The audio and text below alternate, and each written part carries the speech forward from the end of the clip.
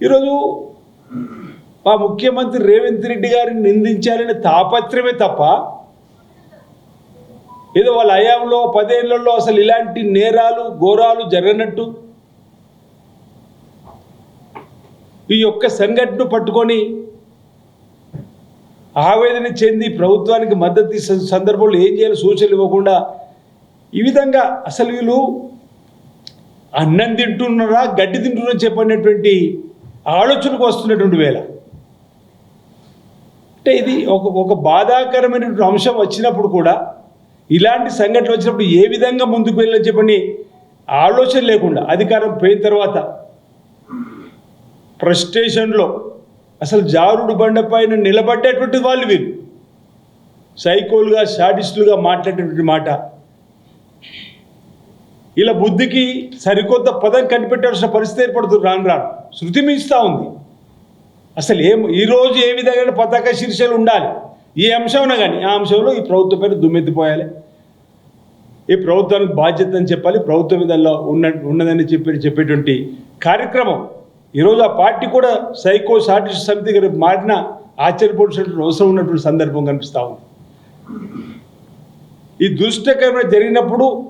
ఎలా ఇంతమంది అన్నట్టు ఎలా వేర్నించాలో కూడా వీళ్ళకి తెలియకపోతే ఎలా అని చెప్పని బాధిత కుటుంబాలకు అండగా నిలబడాలన్న ఆలోచన రాలేదు వాళ్ళు మనోధైర్యం కల్పించాలని చెప్పిన ఆలోచన రావడం లేదు ఫక్తు రాజకీయం ఫక్తు ఈ ప్రభుత్వం పైన బట్టగలిసి మీదేయాలి మసిబూసి మాడిగేయాలి ప్రజలు ఏమార్చాలి రాజకీయ లబ్ధి పొందాలన్న ఆలోచన ఇలాంటి ఘటనలు మీ 10 ఏళ్లలో ఎన్ని జరిగినాయో ఈరోజు ఒకసారి చూస్తే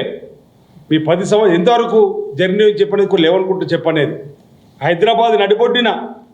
దిశ లాంటి సంఘటన జరిగినప్పుడు ఈ విధంగా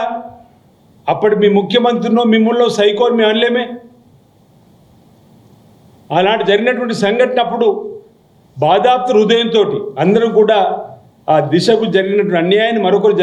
జరగకూడదని చెప్పండి ఆ రోజు పత్రికల్లో వచ్చినటువంటి మాట ఆ రోజుకి అన్నామా మీ సైకో కేసీఆర్ అనో సైకో కేటీఆర్ అనో గిట్ట ఆ రోజు అన్నామా ఇలాంటి సంఘటన జరిగిన రోజు బాధపడ్డాం ఆ రోజు కూడా సమాజం అంతా కూడా దిశ సంఘటన దేశమంతా కలిసివేసినప్పుడు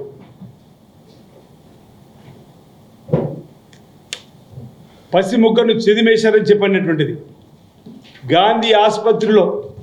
ఈ మీ హయాంలో జరిగినటువంటిది